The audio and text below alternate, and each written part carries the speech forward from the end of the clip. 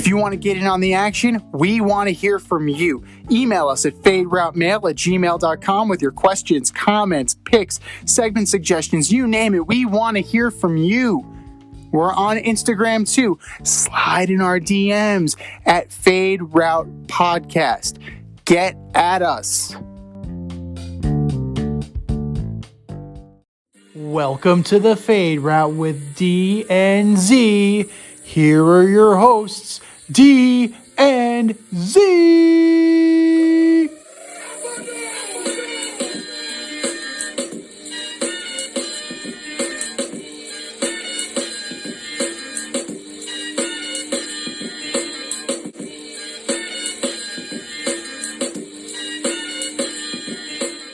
Welcome everybody to this week's episode of the Fade Route with D and Z. I am Z, and usually Saturday night is the night for fighting, but if you're following the New York Rangers, it is tonight, as it has turned into a brawl at the Garden against the Washington Capitals. But this is a result of the Tom Wilson non-suspension that we're going to talk about later on in the show. We have a great show planned for you, but we have a lot of breaking news, so we're going to dive right in.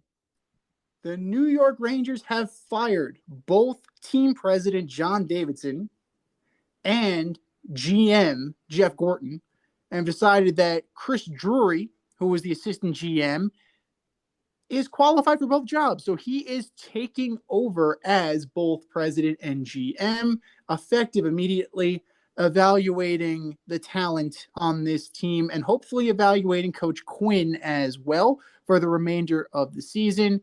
And so far, I don't know if he likes what he sees, considering the fact that within 1 second of the puck dropping for the opening faceoff, it looked like something out of a beer league. And let's talk about baseball too, because there were some major moves made by the New York Mets as they have fired both hitting coach Chili Davis and assistant hitting coach. Why even need assistant hitting coach? I don't know. But Tom Slater is also gone, replaced with minor league director Kevin Howard, and a guy who most recently has been coaching youth sports. This is his first real job dealing with players that are not children. So you figure this has to be rooted in the Francisco Lindor struggle. I'm not saying he decided that these guys had to go. I'm not calling him a Jason Kidd coach killer, but definitely something where his inaction, his lack of production certainly brought things on. The team is claiming that Chile didn't really align with the analytical process and the information sharing that is normal among Major League Baseball teams now. And I got to say, at some point, hitters got to hit. That's the main thing. Like you can have all the information you want. That's what scouting reports are for. That's what tendencies are for. But at some point, you do need to hit. Hugh Quattlebaum and Kevin Howard are probably going to give them more information. And who is to say that's going to help a guy hitting 163 with 1 homer and 14 hits and 86 at bats? His on-base percentage is .284. Who's to say that Quattlebaum and Howard is the answer? But it's worth a shot. D is once again out on assignment. He is currently negotiating the peace treaty between Brian Gutekunst and Aaron Rodgers. So filling in once again is our friend Chi-Town Mike. He's geeked up on sangria tonight. It is Cinco de Mayo after all. What's up, Mike? How's it going, man? Cinco de Drinko is in effect, and you are talking Rangers and Mets, and I'm about to punch a hole in the wall. Well, just make sure you don't hit a stud. But which one do you want to touch first? Do you want to go over the bloodletting in Madison Square Garden? You want to talk about the bloodletting in Queens? Let's go Madison Square Garden. All right. So we have to say that this has been a disappointing season for the New York Rangers. You had significant playoff hopes after what happened last year. they were ahead of the curve after that quick rebuild. And you got to think David Quinn is also on the chopping block at the end of the season. Yeah, it's Quinn's time to go. He is a great college coach. He gets a lot out of the younger players, but the veterans, they do their thing. They're goal scorers, they're machines. Kreider's fast as hell, and Busnevich, he loves to score. And Panarin's a freaking beast. Those guys will continue to do their thing with or without Quinn. So Quinn needs to realize, okay, if I don't have to coach up the vets, who do I have to coach up? Well, you got to coach up the second line, the third line, the goaltending. Can you Ugh. possibly fucking fix the goaltending? One guy's kneecap's coming out of his fucking leg. Come on. Who are these goalies? Well, they need to do something after Henrik Lundqvist left via free agency. They bought him out of his contract, so they needed to do something. Shesterkin is a highly regarded prospect. Georgiev was decent as a backup. I don't know what he is long term as a starter, but the combination of the two should have played better, especially since they still have Benoit Allaire. Benoit Allaire is the key to the success of the Ranger goaltending since the lockout. He is the linchpin. He is the guy that's always been there. Whether it was Kevin Weeks or Mike Dunham or Henrik Lundqvist or Steven Valiquette or Cam Talbot or Antti Ranta or that one game with Marty Biron, Benoit Allaire has been there. So for these kids to not play up to par, it's definitely something that the Ranger fan needs to be worried about.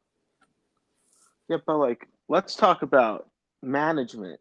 So I guess James Dolan just found out today that he owns the hockey team again. And usually he fucks around with the Knicks and he makes things worse and he shits on them and stirs the pot. But today he decides I'm going to get involved with the Rangers because why not? I have nothing going on. I'm a dick. Let me play around. Fires Jeff Gordon, who has done nothing but help the Rangers, whether it's contracts, whether it's bringing in free agents, which is a part of hockey that they forgot about. Is you got to find people too. You can't always draft everybody, and you got to go out and sign people. And the players have to sign the contract themselves. They don't have to sign. There's plenty of teams offering money. So now the Rangers are in a big hole, and they just put in Chris Drury as both GM and president. What is this? 1960? Is he going to play too? Like what's left? They could use another centerman. So Right. I mean, he wins. He has a gold medal and he has a Stanley Cup. The dude is a winner, but can he run a team? I mean, this is look at Garth Snow. Everyone was laughing at him, but somehow now it's kind of going. I don't know why, but it is. well, because they got rid of Garth Snow and they brought in Lou Lamoriello. So Yes. maybe this guy, maybe Drury knows what he's doing. He was an assistant under Gorton who learned everything he knew under Glenn Sather. So it is quite possible that it could be a continuation on from where Gorton has left off. And this was just a knee jerk reaction by Dolan.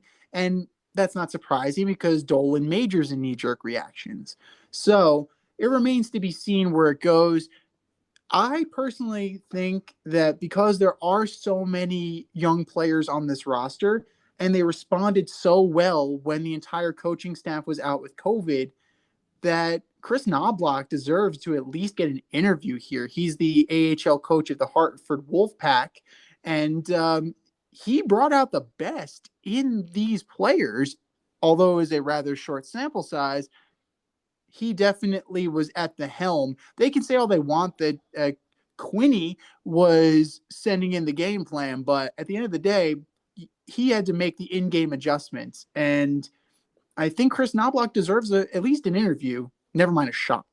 You are sleeping on the star of the Rangers coaching staff, which is here comes the boom, the Jeff, Jeff Bukaboom, really? who, if could probably kill Tom Wilson anytime he wants at any moment and just snap back into a rabies fit and go onto the ice and murder him. but has chose not to do that rather than what he would normally do as a player, which is straight up kill people. But I mean, he's maturing in his older age. He doesn't have to do it anymore. So definitely, good for Book. He wants to keep his job as a coach, and that's definitely a one-way ticket to a pink slip if he ever if he ever jumped on the ice and tried to fight a player. It'd be hilarious it'd be great for the fans, but not so much for his job security. But as far as the Mets go, is this just is the next step for this Luis Rojas's head, or are they going to give this another co-hitting coach approach? Are they going to give it a real chance? I think Rojas has to be looking over his back. You got Steve Cohen, who doesn't take shit from anybody and has the resources to just do what he wants to do at any moment, like an episode of Billions. And yeah, the hitting coach was a knee jerk reaction. I understand. You got Pete Alonso crying over it. I don't know why, but he is. And maybe change is the most important thing for the Mets right now. Switch it up a little bit, get a different vibe going, get things changed, and maybe it's early in the season, so anything can happen, but it seems ridiculous already. It's not looking great. Well, and then you also had the Diesel Donnie Stevenson thing over the weekend. Like, what the fuck was that? It's just they're giving credit to some dude who doesn't exist. Your new approach coach. So, are these guys that just got hired? Are they Diesel Donnie? Like, was it a coup just to get rid of Chili and Slater? Like, I don't get it. I mean, it's just ridiculous. I mean, granted, they're playing along with it.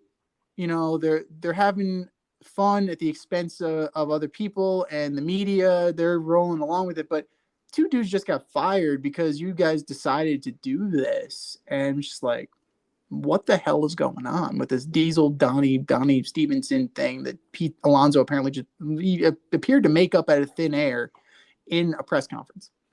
Is this the work of Sandy Alderson? Is he still fucking around and mucking things up for the Mets? I mean, it remains to be seen, but this new GM, Zach Scott, was a part of the Red Sox organization that had previously fired Chili Davis. So this has his fingerprints on it. Now, whether it was a sanctioned hit from Sandy Alderson, because I believe Chili was a Brody guy, Correct. we got to see. We got to see how It that one turns out. smells. It all smells.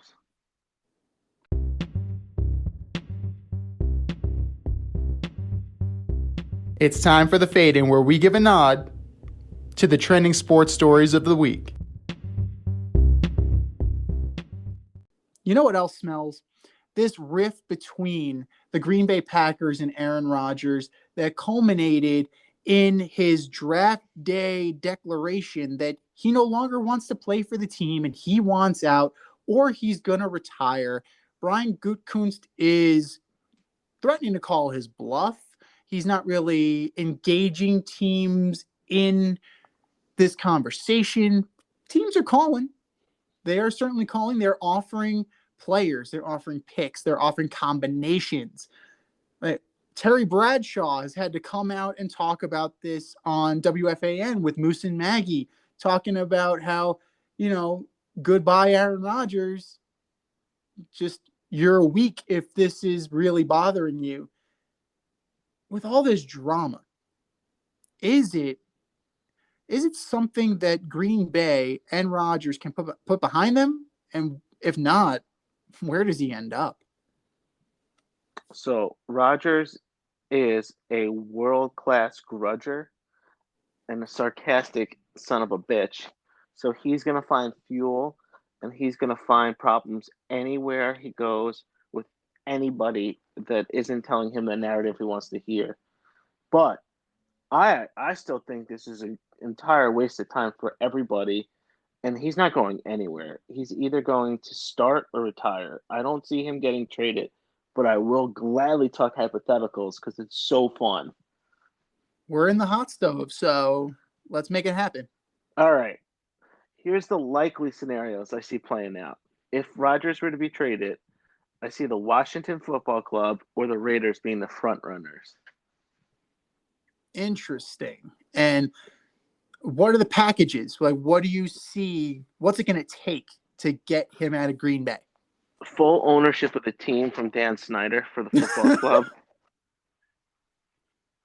Well, he just bought majority controlling interest back, so I don't know if that's going to work because he wants to Rodgers rename the team Redskins. We know this. Rodgers is working quietly with Jeff Bezos to buy out Dan Snyder with LeBron and A-Rod, so he's got that covered. Oh man. And what about the Raiders? Like, what are they going to have to? What are they going to have to pony up?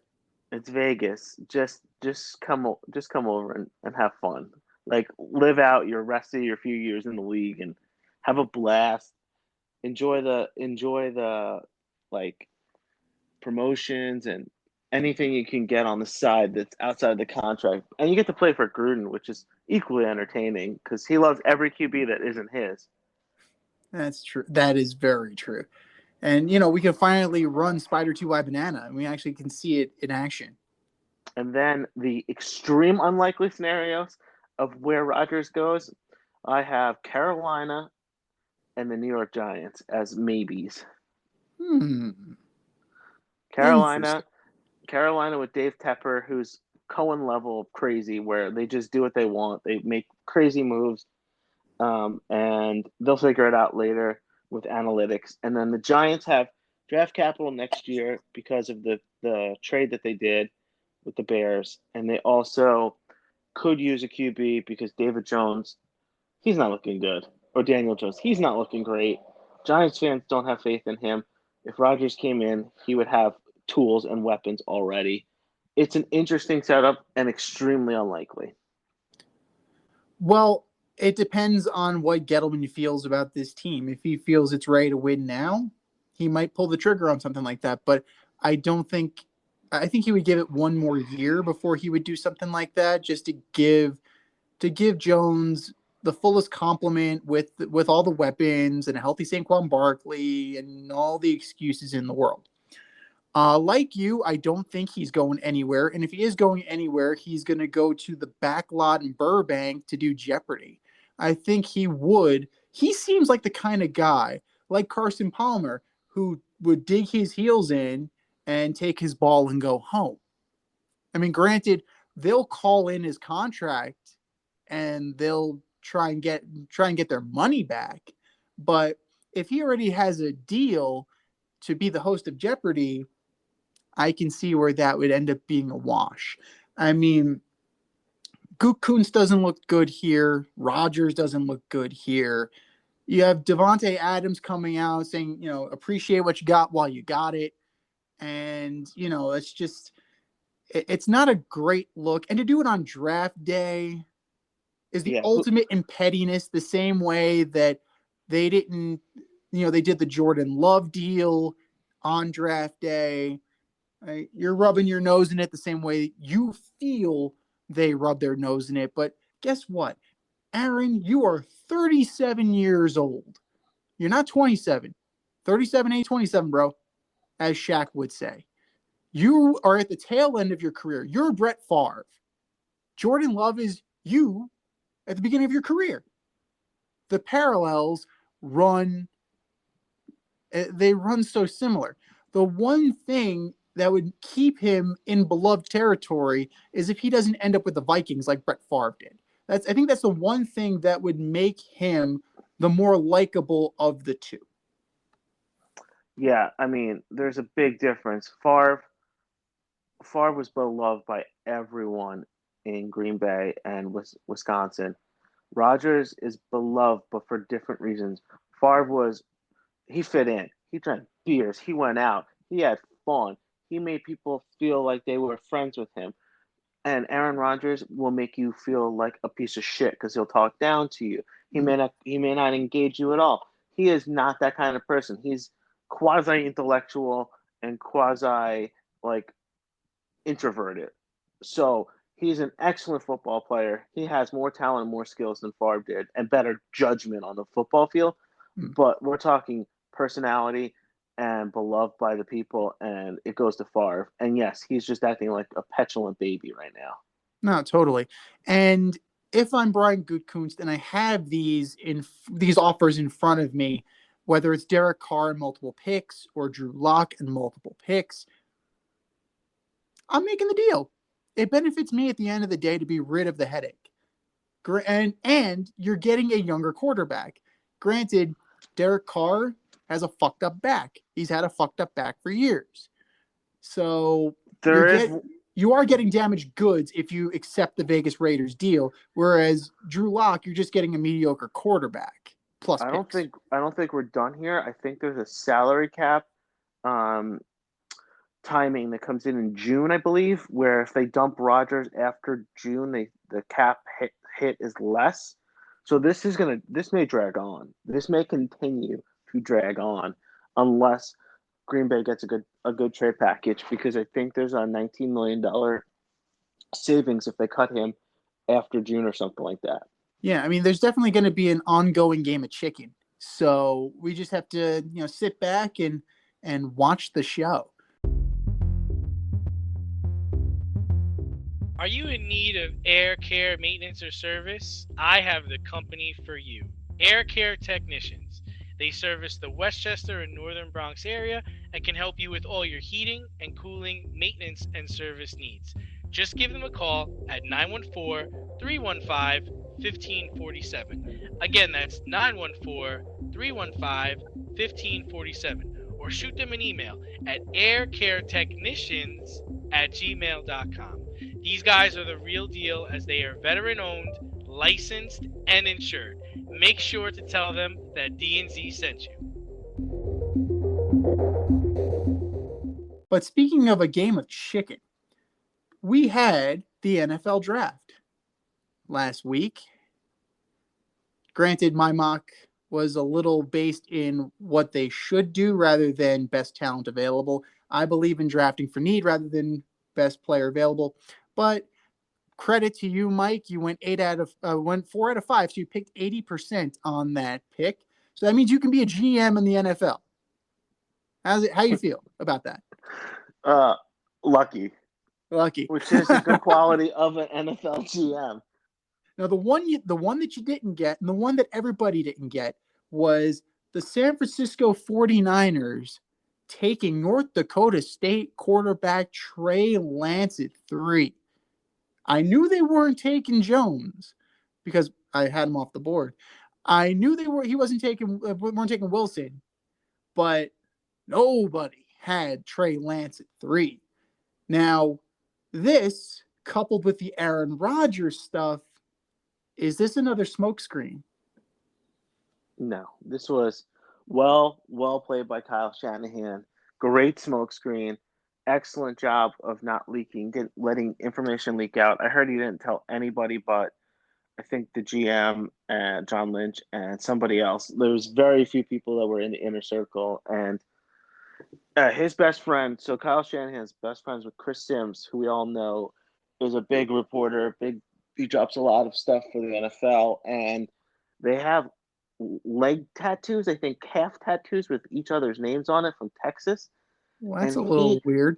He literally didn't tell his best friend who the 49ers were taking. So Chris Sims is telling everybody it's going to be Mac Jones because he didn't even know himself. And that's the level of smokescreen. Your best friend is a reporter, and he's got misinformation. I mean, does Chris Sims need to get his tattoo removed now?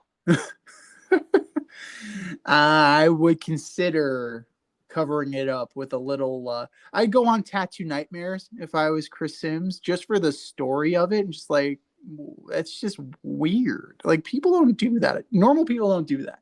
But if you're looking at Trey Lance's numbers, it gives you concern, man. He's only played 19 games in college. He's only thrown the ball 318 times. I looked up a stat, and this is going to be crazy. You're going to find this nuts. Mark Sanchez had 313 career completions in college. This guy only had 318 attempts in college. So clearly they weren't letting him throw the ball all that much. So North Dakota State was definitely running more of an athletic based offense. And I don't know how that's going to translate to the NFL. Like his talent may jump off the charts, but A, you're not seeing the best of competition.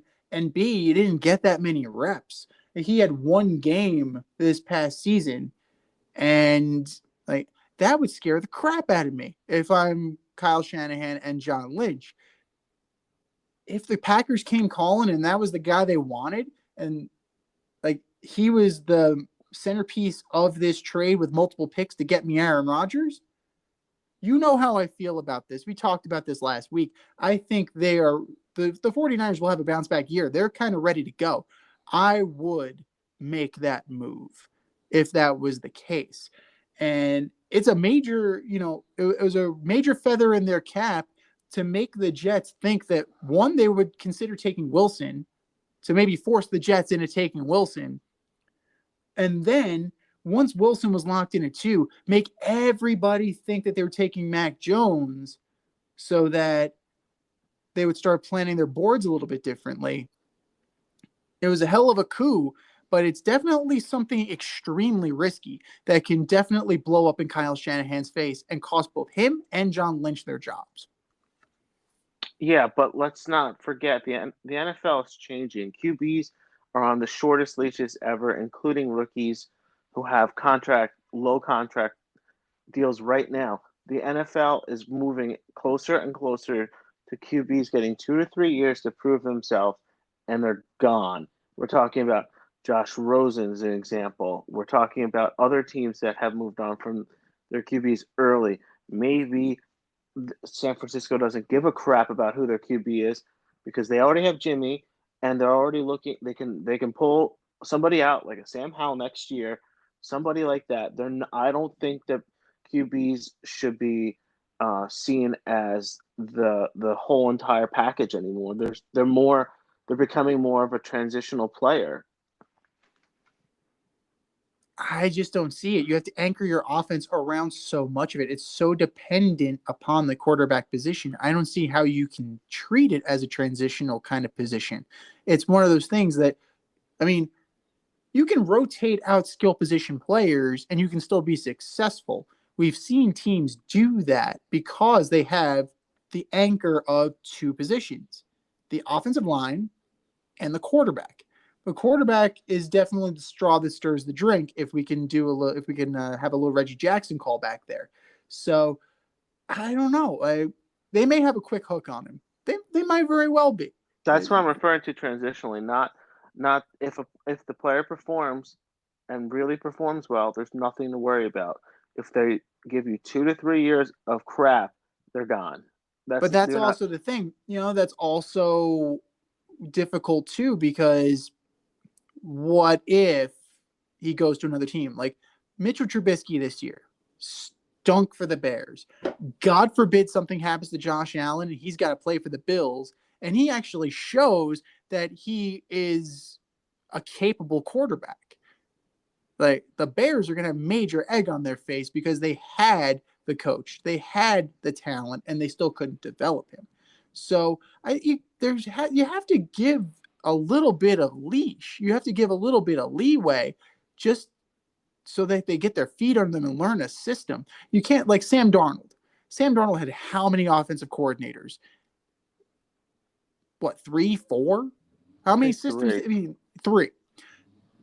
There's no consistency there. So how are you supposed to get your feet under you when you don't even know what the terminology is this week? So it's one of the things, you need stability in order to prove how good you are. And one organization that has been remarkably stable in the past 20 years has been the New England Patriots. They've stuck to their guns, and one of those principles is never drafting up. They never trade up. Usually they trade back. They were at 15 this year, and they got their guy without having to move. You also called that Mac Jones was going to fall, but he fell right into the Patriots' lap.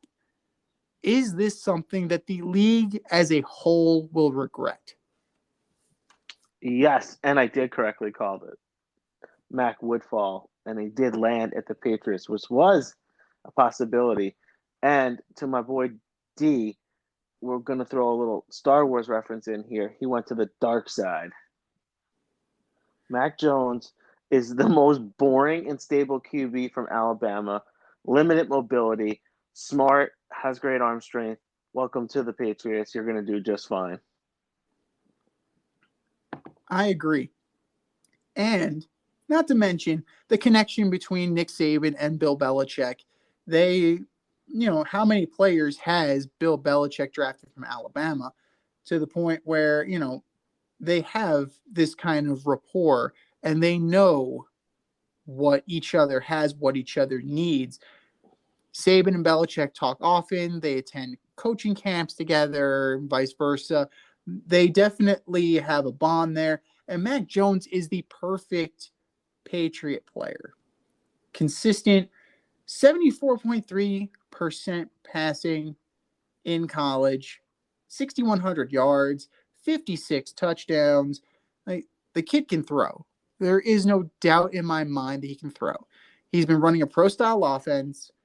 He definitely has that edge over some people.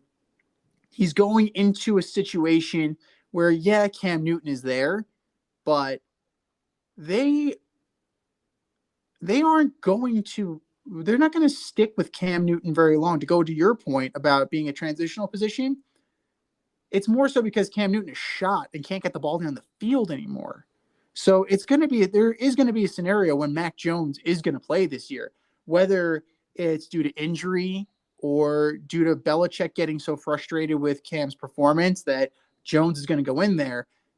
I mean, I could see week 6, week 7 that he's in. I mean, Jarrett Stidham was in what, week 1, week 2?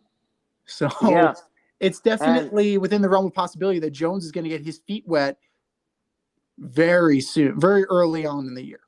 Cam's probably going to get COVID again. Well, we hope not. Hopefully we'll all be past that. And if he does get COVID, it's going to be something that only sets him back for a week and it doesn't sap him of his strength like last year where he was talking about how he had the brain fog and everything like that. Living by himself, too. Still don't understand that he kept his family away. I mean, interesting choices, I guess. I mean, I can understand where that comes from. If you come in contact with somebody, you don't want to give it to your family. So I can kind of understand where that comes from a health standpoint. That's the only reason that makes sense to me. But hey, you know what? Like, what's done is done. Mac Jones is now going to learn under the wing of Cam Newton. Most importantly, under the wing of Josh McDaniels. I think this is going to be a good fit for them, and you can dust up some of those old Tom Brady plays again. Hopefully they didn't get rid of them because you kind of have a guy that's going to, he's going to be able to replicate a lot of what Tom Brady did. So stressed, though. I mean, how many times are we going to clone Tom Brady in one season? I mean, there's some point you're going to have some kind of clone war or defect.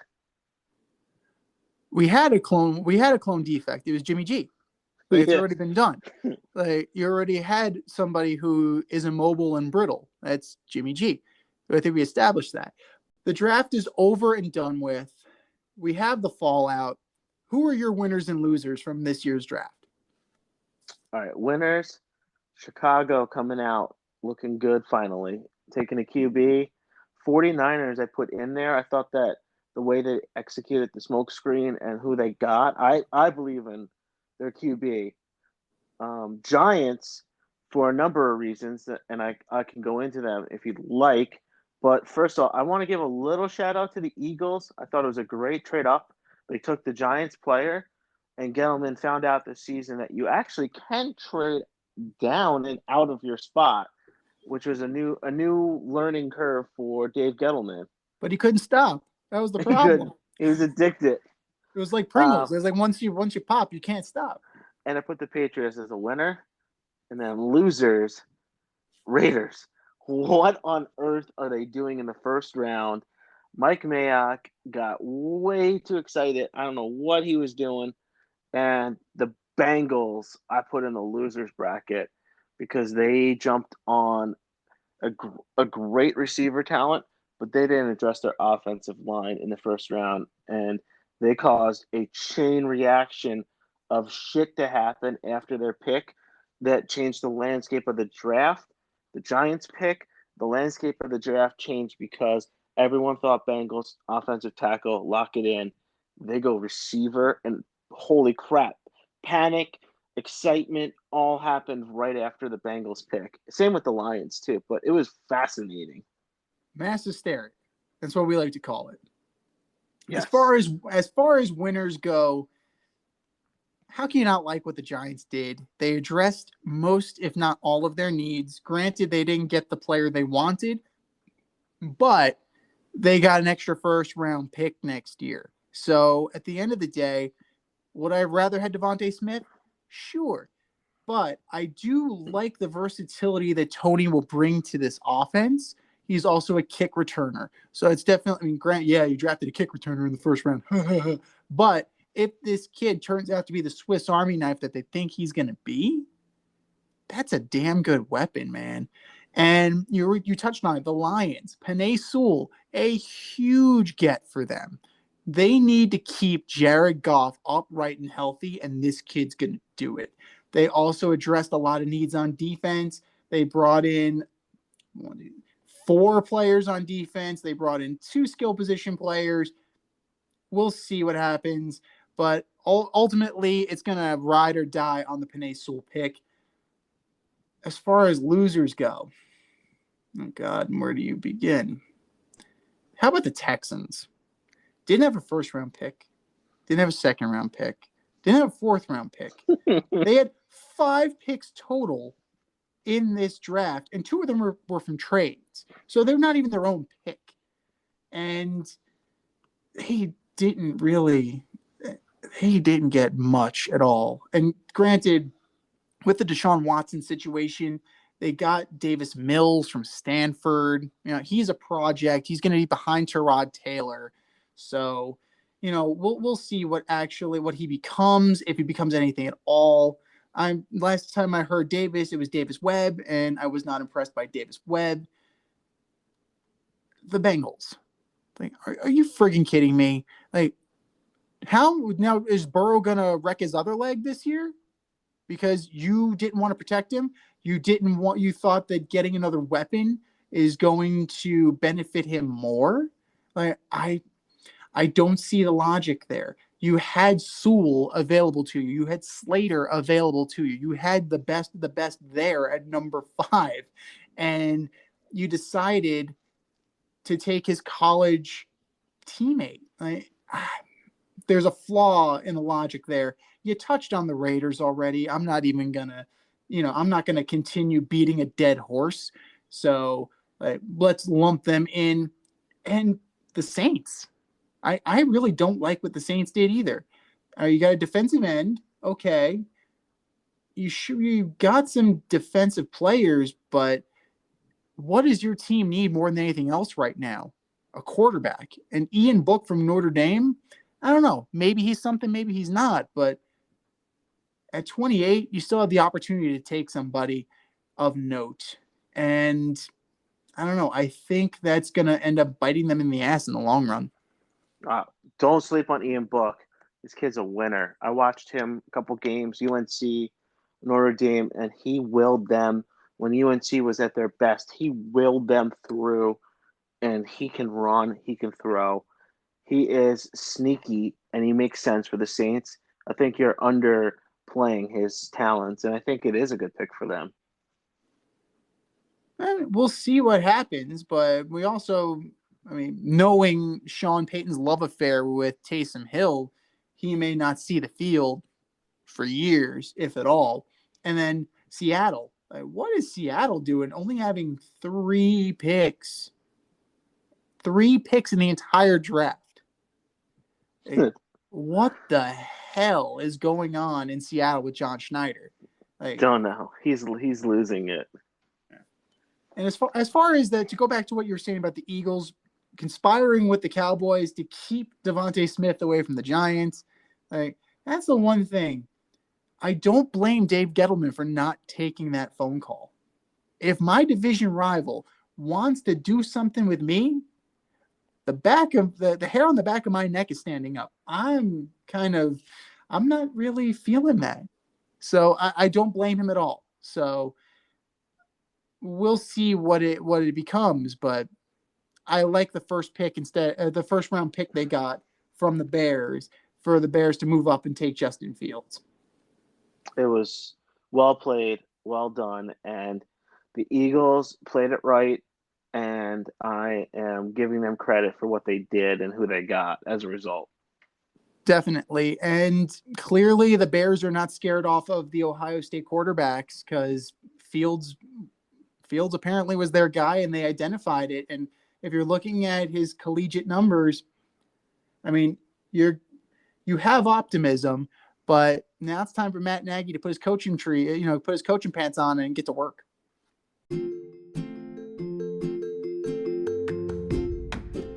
You can't help but smile when you see a balloon. The simplest occasion is a party. Westchester Pop Stars, located in New Rochelle, New York, offers balloon styling and decor for all life's events.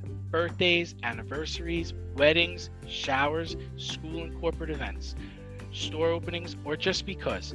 Westchester Pop Stars takes balloons and shapes them into works of art, creating decorative installations for your special occasions. No event is too big or too small, and their custom personalization service is top-notch.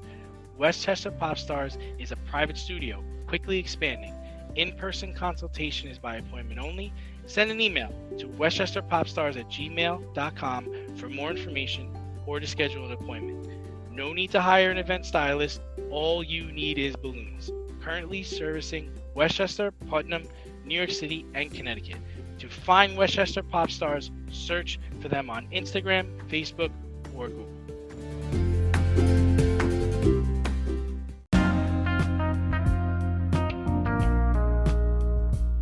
It's the In Route, where friends of the show get a special segment with us. Want to get in on the action? Want to be part of the in crowd? Hit us up, faderoutemail@gmail.com, or slide in our DMs at Fade Route Podcast on IG.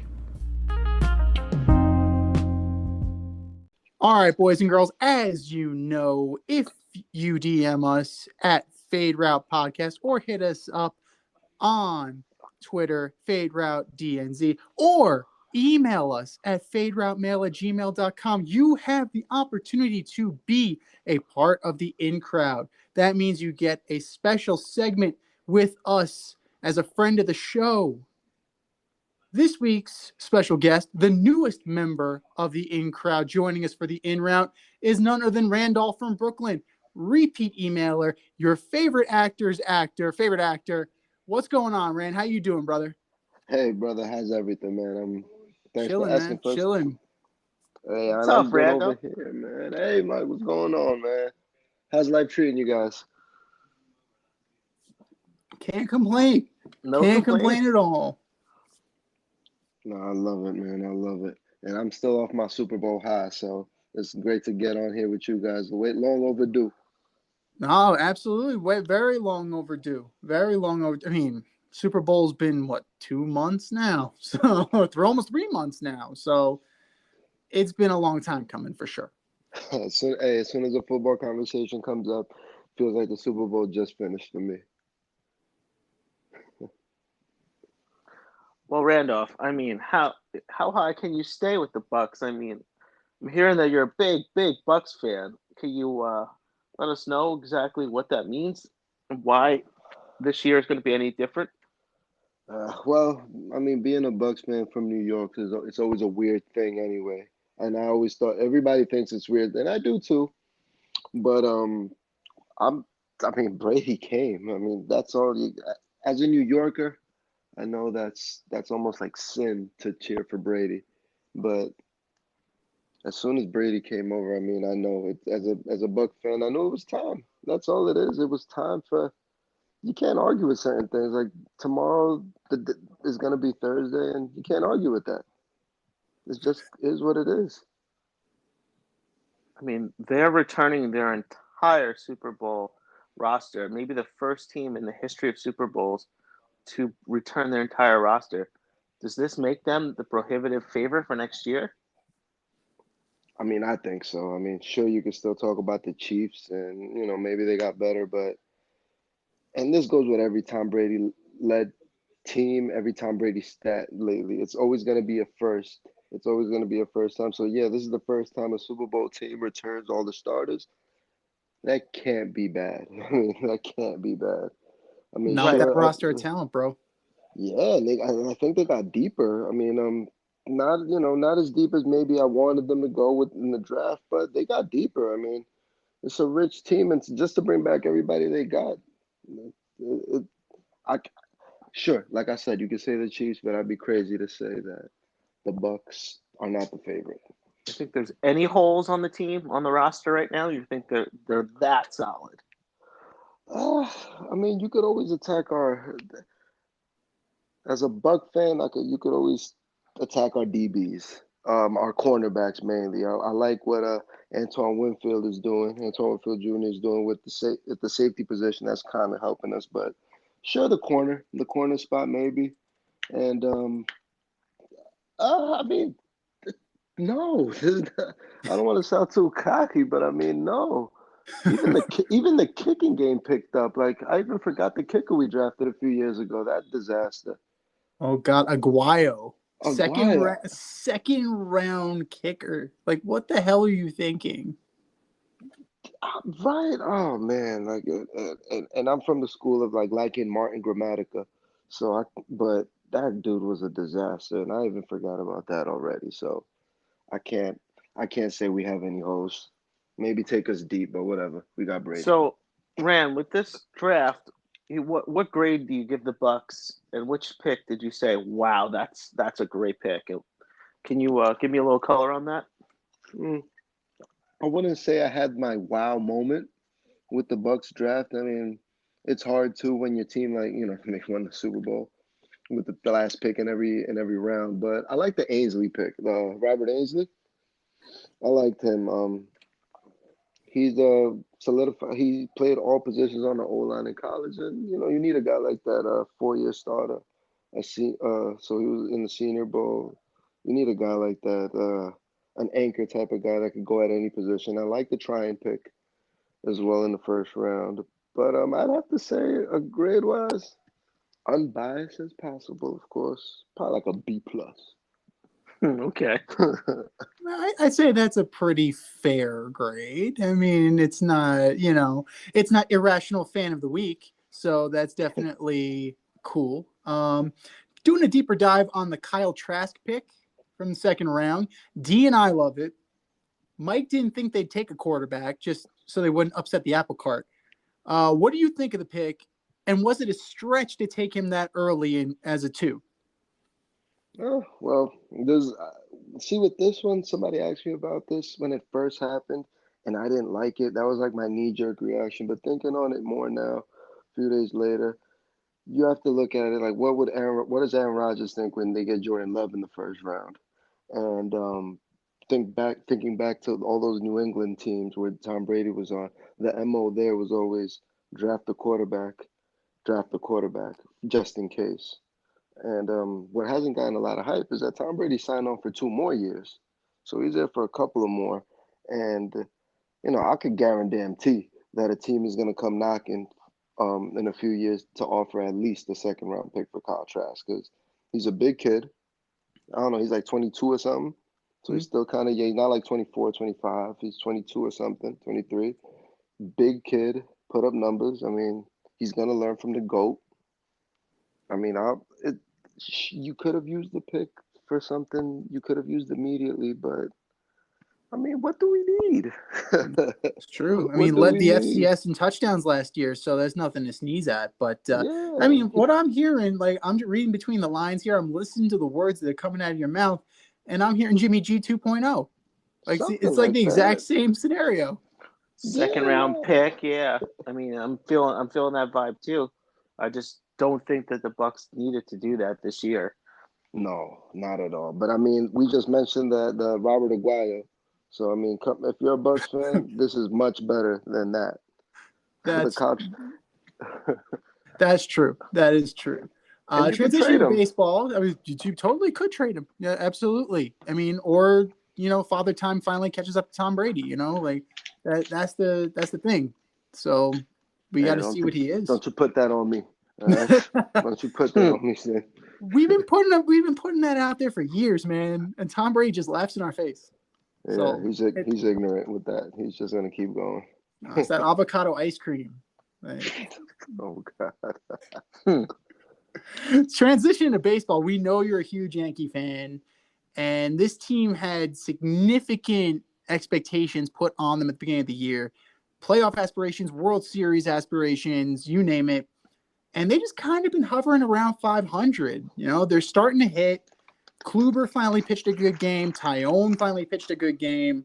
So, as a Yankee fan, is this where they take off, or are you still concerned?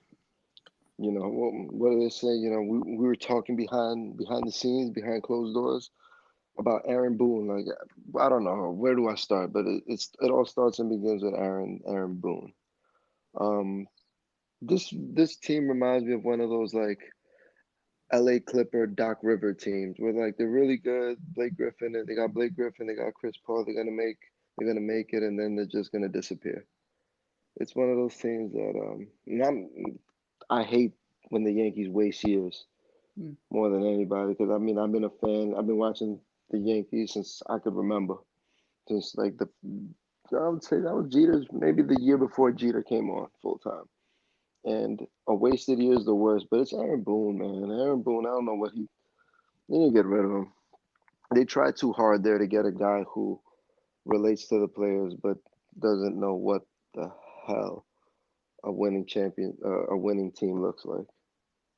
Well, Sorry. D and I have this theory that Cashman really wants to run the team, but he's too gutless to put the uniform on. So Aaron Boone is definitely like his surrogate. So in order to fix the team, you think just keep the players, and it all falls on Aaron Boone. Yeah, I mean, like putting Aaron Judge in the number two hole, and that's just like the beginning of it's something so small, but I think something so obvious that you don't do that. You don't put a guy who hit 49 home runs in a season in the two spot, because that's just gonna lead to him hitting 50 home runs for 70 RBIs on the year and striking out a bunch. You put him in the meat and potatoes of the lineup. You putting him in 3 to 5, force him to see pitches because people are on base. And I don't see how you don't how someone how a major league manager doesn't see that. You don't put Gary Sanchez to hit number 9. He's not Joe Girardi with the bat. You and you don't put Mike Stanton. Well, Giancarlo. You don't put Giancarlo. You put him at like in the 3, 4, 5. I grew up with watching Paul O'Neill, Tino Martinez, and Bernie Williams going, and those guys. Tino was probably the best at it to hit for power, but those were guys that could hit 20 to 40 home runs in a year at any time, but they could hit over 300. Uh, And that's a different team. Like I said, I could go on a tangent. And the way he uses the pitching, oh my God. Uh, I thought I hated Joe Girardi and his book. I thought I hated that. I thought I hated the binder, but my God, Aaron Boone, I don't know what Twitter dynamics he follows, but I hate it. Dude, Sorry, guys. no, Sorry, guys. you're good, man. You're good. I As went off somebody on a who tangent of Aaron Boone. we are not fans of Aaron Boone on this show, so it is a-okay if you want to rant on Aaron Boone. You're in a safe space, man. We still owe him, man. We still owe him. They feel like we owe him for that home run he hit and then tearing his ACL so we get A-Rod. No, you I got feel like saddled with A-Rod. That debt is paid. he won us a ring. I mean, hey, that was a Joe Torre ring, by the way, too. But that's for another day, another conversation. It's not that wasn't a Joe Girardi ring. Fair enough. Fair enough. Sorry, you're No, opening some wounds. Talking about the no, Yankees, you'll open wounds.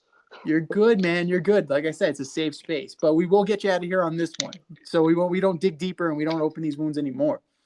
The Yankees are at home for the series. They're in the middle of it right now. A 3-game set against those cheating fucking Astros in front of fans finally.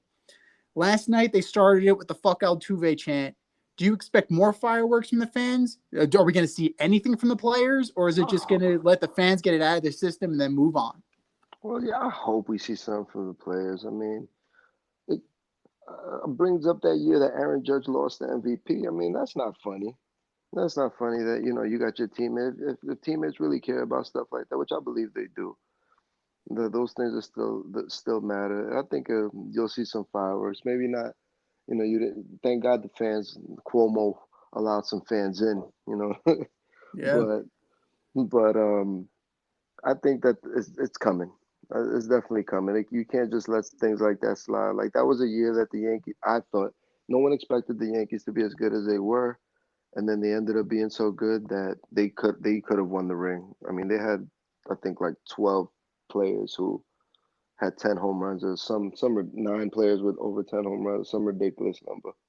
So I expect something from the players. If not, I'm very disappointed. Don't let it be just the quarantine, the vaccinated fans that are bringing the heat. I hear you. I feel you on that. So we thinking Chapman or I mean he seems like the most logical candidate, but It gotta be one of these starters, man. Boom doesn't let Garrett Cole go. He'll let him pitch a shutout and then take him out after 8. So hopefully Garrett Cole could beam somebody in the 8th inning when he has a shutout. yeah, I don't That's know what about Garrett Cole though, man, because because he that's was what on Aaron that Boone's. team. Garrett Cole was on that team. I don't think he's gonna because if he He seeks was traded retribution, mid-season. he was, but Yeah. he was still on that team though. It's like if you seek retribution, You know you're what? You're admitting right, that there was though. a thing. It's No, like you're we're guilty of something. you know what? You're right, though. I guess I was kind of hoping that he would just like do his blood oath as a Yankee that Mm. way. Like But I no, mean, Chapman would be the guy, though. Chapman would be the guy. we got to see where his loyalty lies at the end of the day. I mean, who's cashing his checks or who got him his ring? I Yeah, like mean, yeah. Didn't he get Jeffrey? Wasn't he in the Yankee Stadium too as a kid? Come on, come on. He gotta earn his stripes at some point. that's right. And speaking of earning stripes, you just earned your stripes, brother. You're a member of the in crowd officially. We want to thank you for coming on, and Hey, thank you. That's the hell I'm talking about.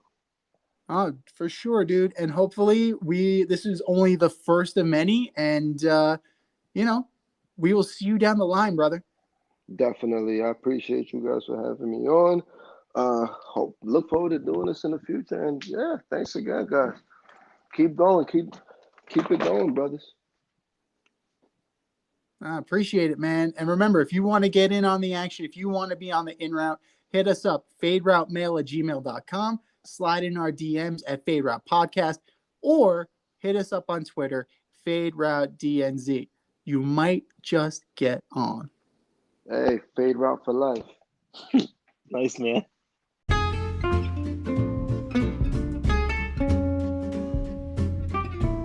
I'm getting hungry over here. Should have cooked up some dinner. And if you're looking for a new cooking show to binge, check out As You Eat It on YouTube, hosted by me, Chef Z. I invite you into my home and show you what and how I cook when I'm off the clock as a chef instructor. You're going to learn fun recipes and creative methods to empower and inspire you in the kitchen and take it to the next level. Cook how you want to cook, eat how you want to eat as you eat it. That's As You Eat It, available only on YouTube. AZ, you eat it. Check it out and let's get cooking.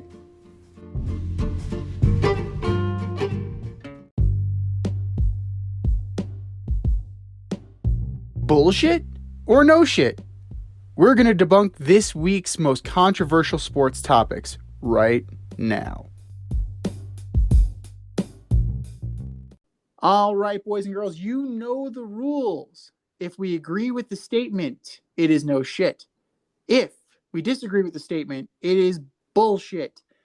Bullshit or no shit. Number one, the NHL should have suspended Tom Wilson for the hit on Pavel Buchnevich. What do you think? No fucking shit. How Panarin is lucky to not have been hurt, and Buchnevich, I didn't like the hit, but the sequence of events, I watched it again. Panarin's so lucky that he didn't crack his skull open when he fell back onto the ice, and Tom Wilson should be suspended through the whole postseason. And depending on how I was listening to the Washington Capitals coach talk about the Tom Wilson hit, he's just saying it's like a hockey play, no big deal. You should suspend him too for allowing this to happen. I mean, this is their first line. Make them pay. Send a message to the Capitals. Here's the problem with that. The NHL head of player safety is a former goon, George Paros. And there's not going to be any goon on goon violence. So whatever happened tonight with the Rangers and the Capitals in round 2, that's it. I absolve Tom Wilson from all of his acts because Tom Wilson's an animal. And animals will do what animals do. He has shown, because he's been suspended 5 times, that he's a repeat offender. He's not going to listen. He doesn't respect his opponents. He doesn't respect the game of hockey. He doesn't respect the head of player safety. He doesn't respect the commissioner. So that's why this is no shit. And it's not even, it's just a series of prior acts that lead up to this moment. He not only body slammed Panarin on the ice to the point where you looked like his head smacked off the ice, could crack the skull open. He took his stick and held Buchnevich's neck down on the ice and then rabbit punches him while he's down, setting off the chain reaction. And then tonight, all of this goes down because the NHL is complicit and is gutless and won't suspend him for something that is a suspendable act. I don't want to hear from Peter Laviolette that, oh, it's just a hockey play. Rabbit punching a guy while he's on the ice is a hockey play? Really?